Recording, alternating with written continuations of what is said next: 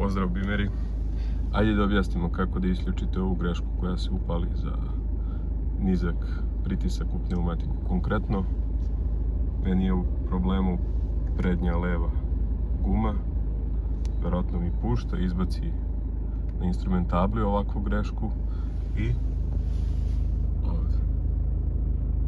Isto savjet da skrenete na prvu pumpu i da doduvate taj pneumatik i da posle toga da vam pokažem kako da poništite tu grešku. Vidimo se.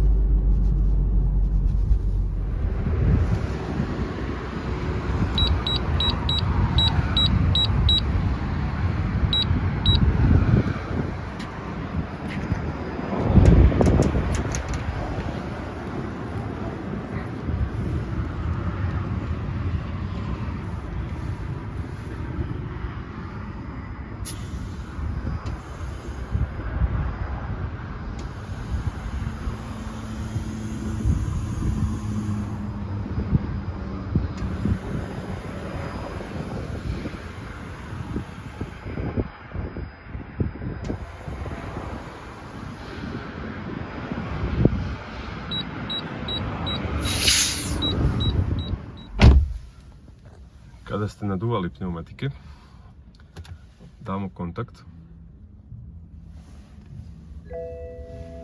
I dalje je tu greška.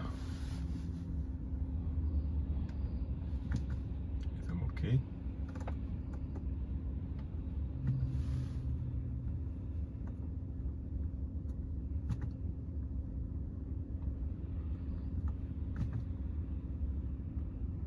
I idemo. Da odradi reset.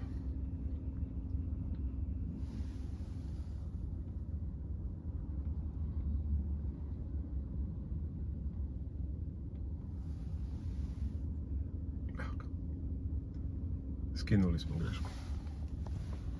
Palimo auto. I kao što vidite, greške više nema. Hvala na gledanju. Pozdrav!